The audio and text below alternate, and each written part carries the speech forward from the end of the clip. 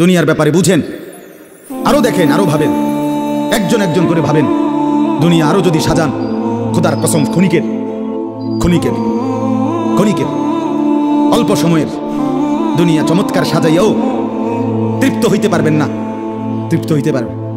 এবছর চমৎকার রং দিছেন বিল্ডিংয়ে, 2 বছরের মাথাত বিভিন্ন খান দিয়া আমরা উঠিয়া এটা আবার যে সেই, ঠিক কিনা বলেন? আবার রং দাও।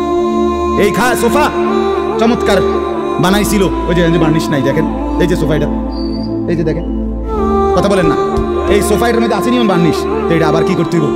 তো লাভ হইল, দুনিয়া তো ধোকা, দুনিয়া ধোকা। এই সৌন্দর্যময় চেহারা নারী 30 বছরের ব্যবধানে উনি বুড়ি, আর কেউ ফিররা এদিকে ফিরা সেফ হালায় না। আজ যেই যুবতী, যেই বেহায়া নারী, বেপর্দা মহিলা বাজারে বাজারে ঘুরত, যৌবন, আরে সেটা তার সম্পদ না, তারটা হইলে তো নিজের হইলে তো সে কখনোই বুড়া হইতো না। আল্লাহ তাআলা বলছে, আমি যখন যৌবন শেষ করে দিলাম, তো এখন আর কোন পুরুষ তার দিকে ফিররা থুতুও বালায় না। দুনিয়া এক অবস্থায় থাকে না, এক হালাতে থাকে না বাপ।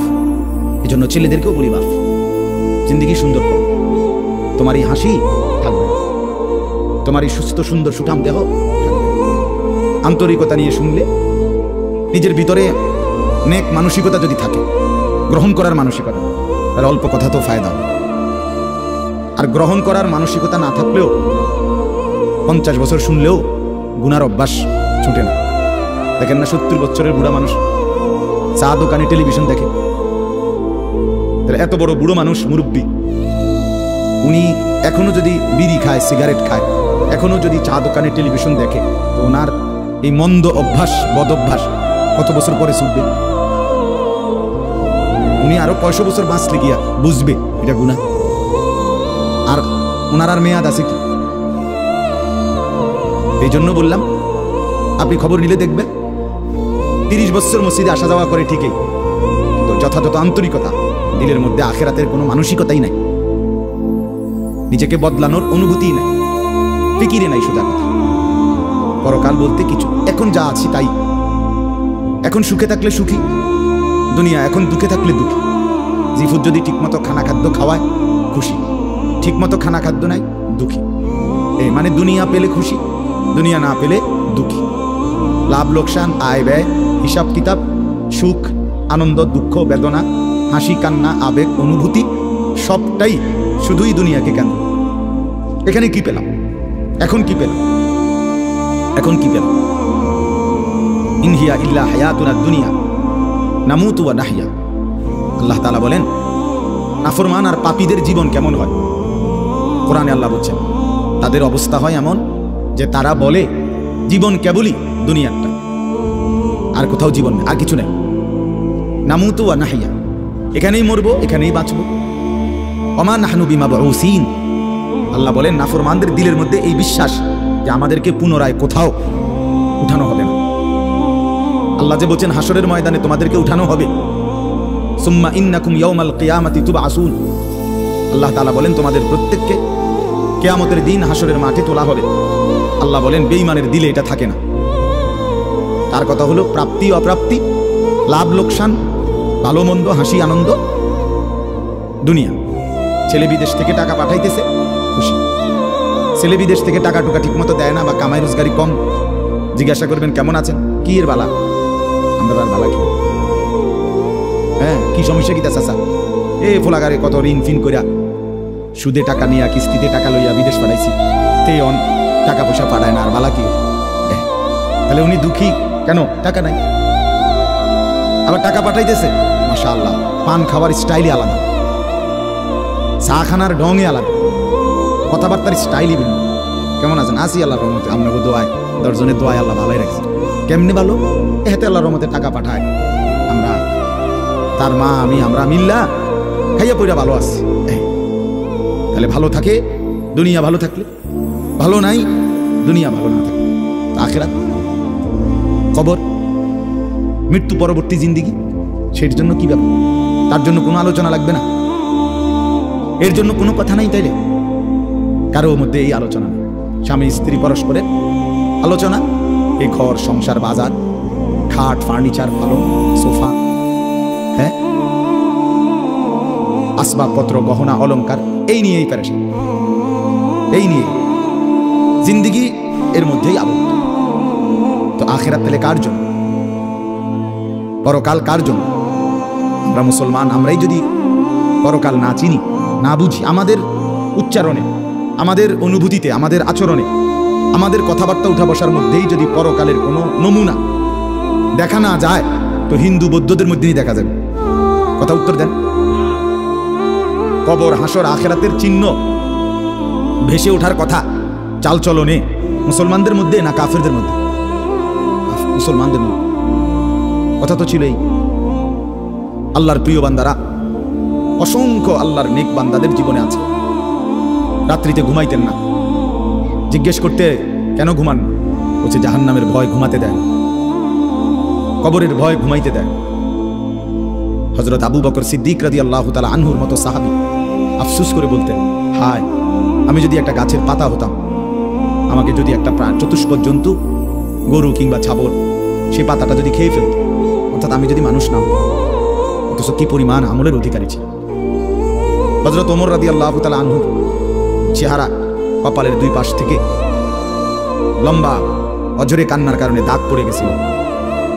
হযরত ওমর রাদিয়াল্লাহু তাআলা আনহুর ইন্তেকালের মুহূর্তে হযরত আব্দুল্লাহ ইবনে আব্বাস সাহাবী, তিনি বলছিলেন, আপনাকে আল্লাহ তাআলা অনেক মর্যাদা দিয়েছেন, আপনি 10.5 বছর মুসলমানদের খলিফা ছিলেন, আপনার মাধ্যমে আল্লাহ তাআলা দিক দিগন্ত মুসলমানদের বিজয় দান করছেন। কত রাজ্য, কত এলাকা আপনার এই 10 বছরে বিজয় হয়েছে। আপনার অনেক সম্মান, অনেক মর্যাদা, অনেক গুণ, অনেক বৈশিষ্ট্য। হযরত ওমর রাদিয়াল্লাহু তাআলা আনহু কিতাবের মধ্যে আছে, উনি চোখের পানি ফেলে বললেন আব্দুল্লাহ ইবনে আব্বাসকে, শোনো, আমি আল্লাহ তাআলার কাছে এতটুকু আশা করি শুধু, আল্লাহ আমার জীবনের যা নেকি আর আমার জীবনের যা গুনাহ, কমপক্ষে আমার নেকিগুলো যেন আমার গুনার মোকাবেলায় বরাবর হয়। অর্থাৎ এতটুকু নেকি যেন কমপক্ষে হয় যে গুনাহগুলোকে মোচন করে দেয়, নেকিগুলো দিয়ে গুনাহগুলো যেন মিটে বরাবর হয়। এদ্দুর যদি হয় তো আমি আল্লাহর কাছে সন্তুষ্ট নিজেকে মনে করি, আমার এদ্দুরে সারবে।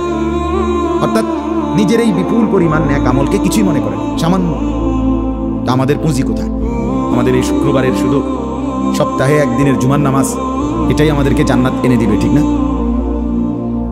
হ্যাঁ, মাঝে মধ্যে গরিব দুঃখীকে 2 টাকা 5 টাকা দিলে এতে আমাদের বেহেশত চলে আসবে, ঠিক না? তো বলেন।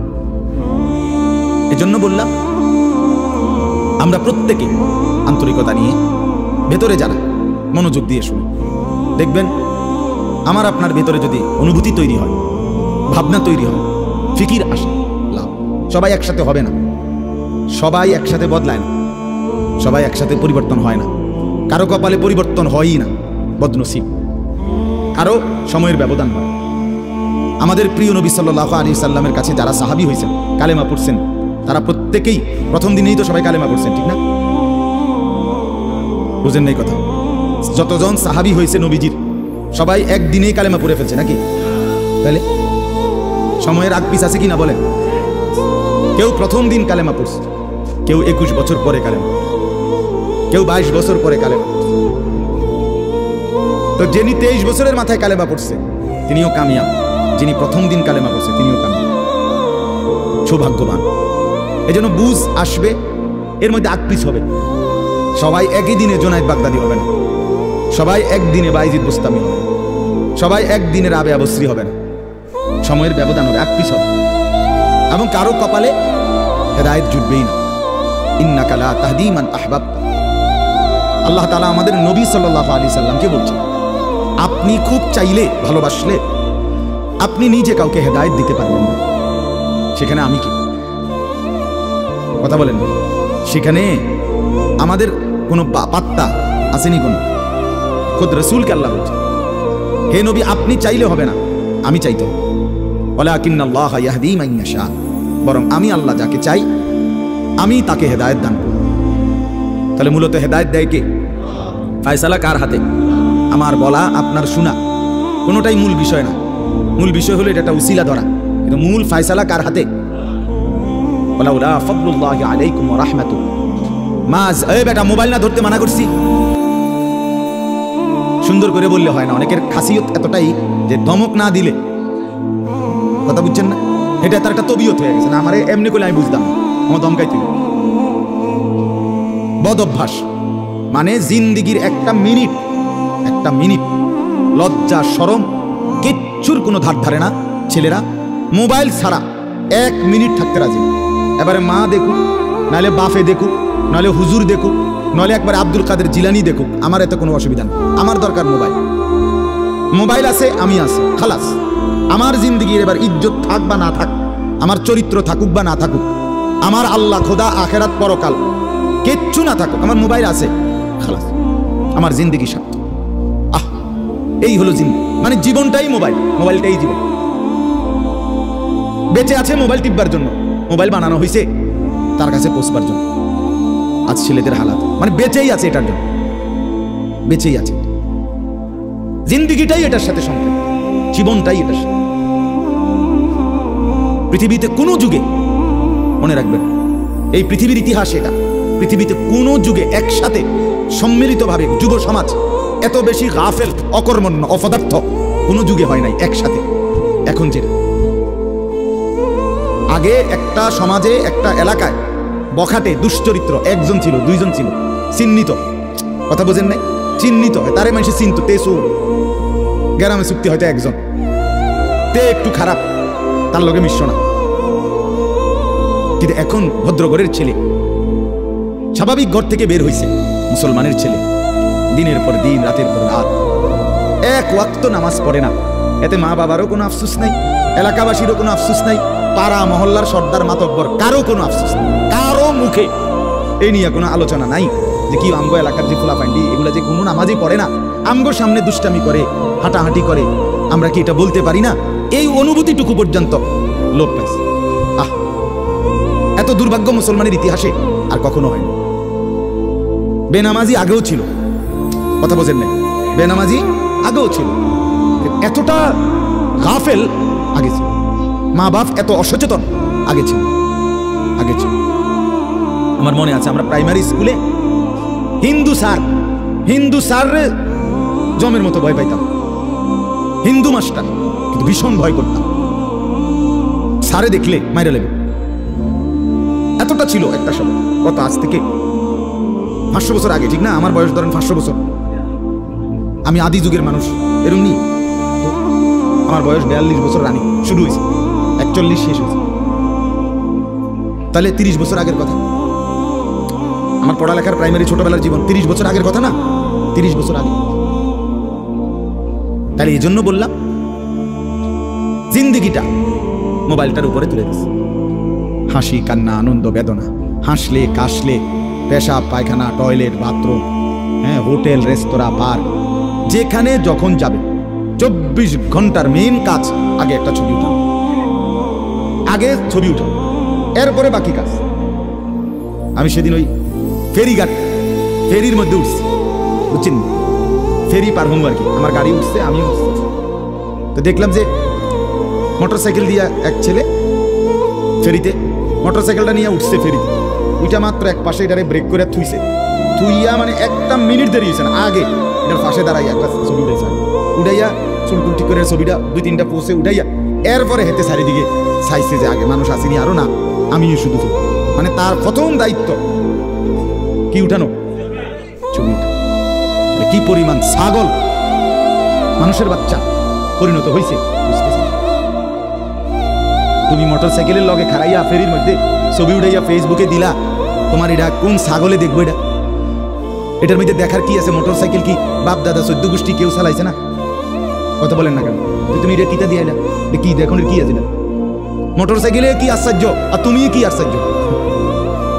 কথা বলে এমন যদি হইতো যে আমি চাঁদের দেশে গিয়ে মাত্র মোটরসাইকেলটা থুইয়া এখন চাঁদের দেশের থেকে একটা কি দিছি, মাশাআল্লাহ ভালো কথা, তো বেটা চাঁদের দেশে মোটরসাইকেল চালায়, এটা একটা বিশেষ কিছু হইতে পারে। কিন্তু এনতে রোডেতে চালাইয়া গিয়া ফেরি উঠছে, এটার মধ্যে আশ্চর্যের কি আছে? মানে রুচির দুর্ভিক্ষ, রুচিহীনতা, মন মানসিকতা একদম নিচে নেমে গেছে, একদম অনুভূতি বিবেক লোপ পেয়ে গেছে, মা বোনদের বেহায়াপনা চূড়ান্ত সীমায় নেমে গেছে।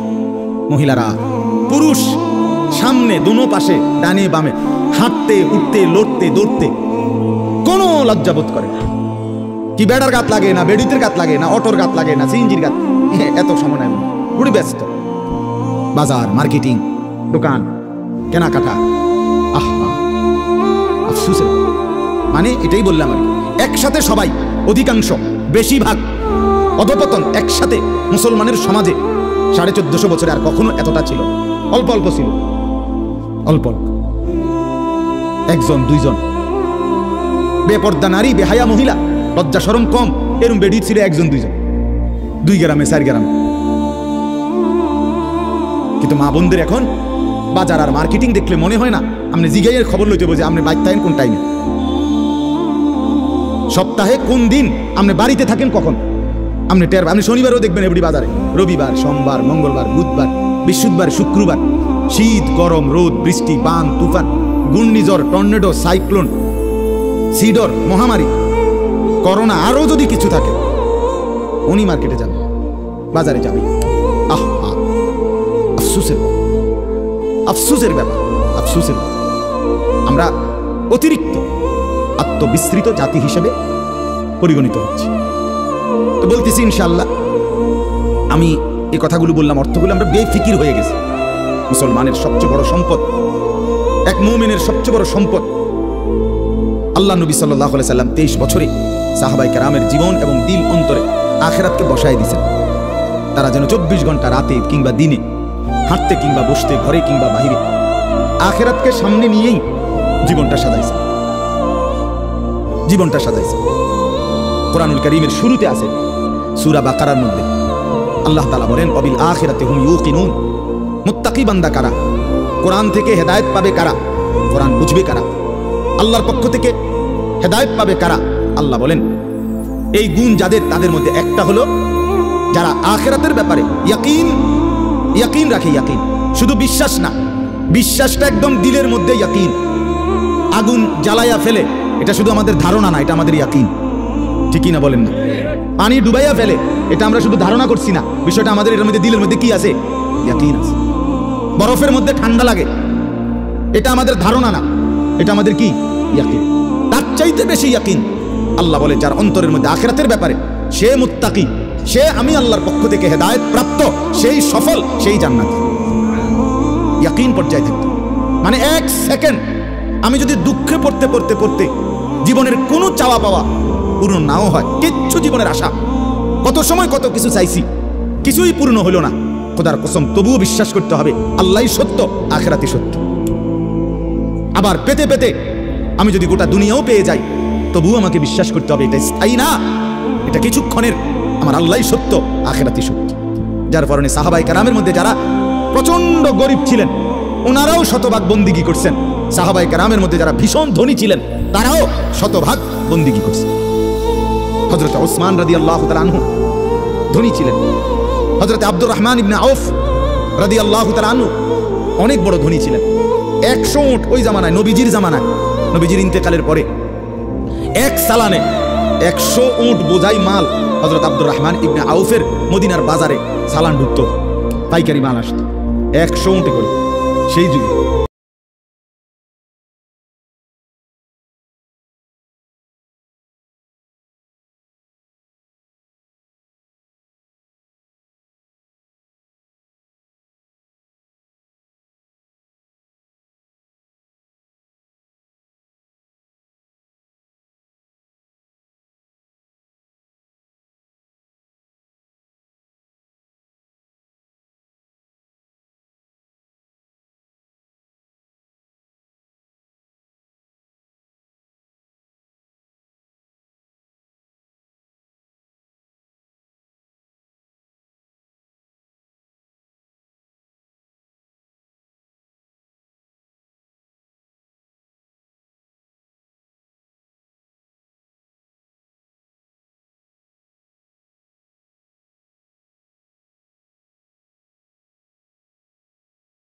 Oh